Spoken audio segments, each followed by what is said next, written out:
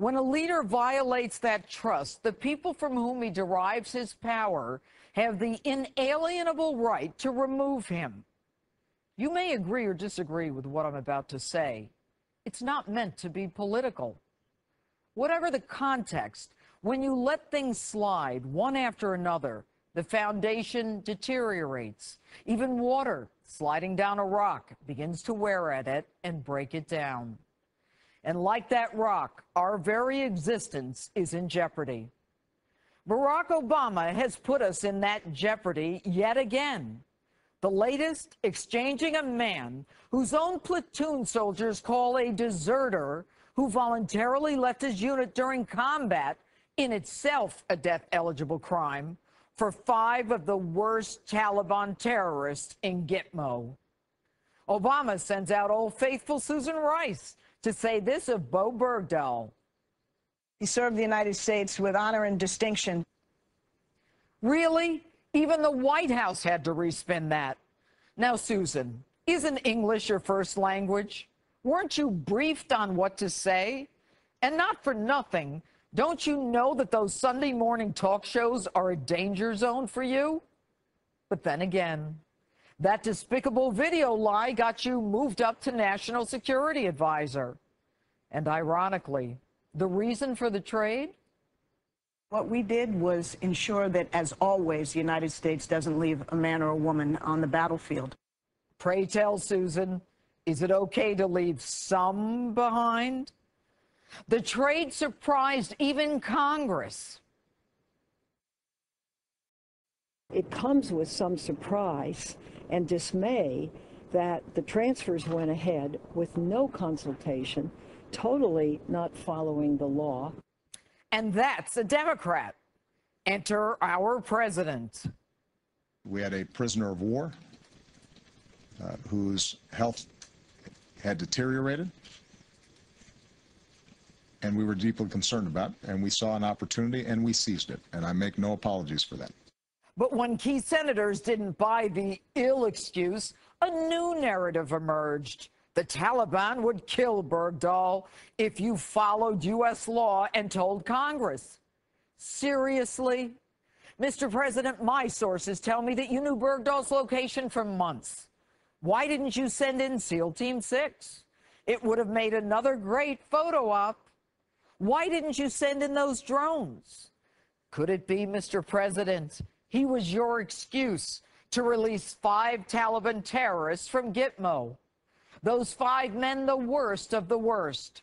Some wanted by the UN for mass murders, killing thousands, Al-Qaeda connected. These are the guys who behead their enemies, including children. They hate America and everything we stand for.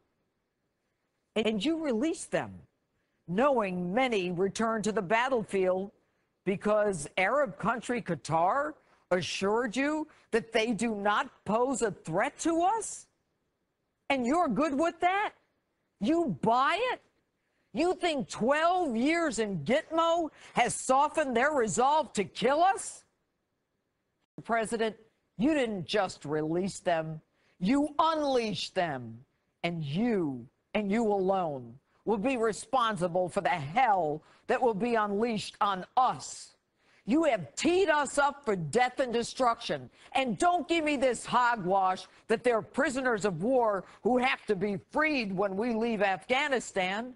They are not prisoners of war. The Taliban is not a country. They are enemy combatants who can be held indefinitely and should have been tried for their crimes. And as much as you want to take terms like Islamic extremist and jihad out of our lexicon, the war on terror is far from over. You didn't have to release them. And I don't give a damn whether you try them at Gitmo, in a military tribunal, or in a federal court. United States attorneys have prosecuted these dirtbags and convicted them time and again. Here's the bottom line. You negotiated with terrorists. You broke the very law that you signed. You have shown terrorists that they can win concessions by kidnapping Americans. In the history of this country, We have never traded mass murderers for a deserter.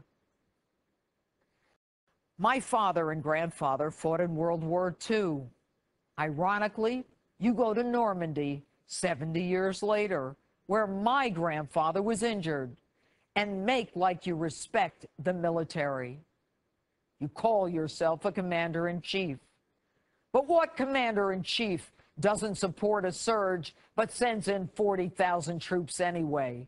What commander-in-chief reduces benefits to those in the military, closes the Veterans War Memorial, reduces the Army to pre-World War II levels, knowingly allows veterans to die in our hospitals, while replenishing the enemy in a time of war? Mr. President, you are destroying this country.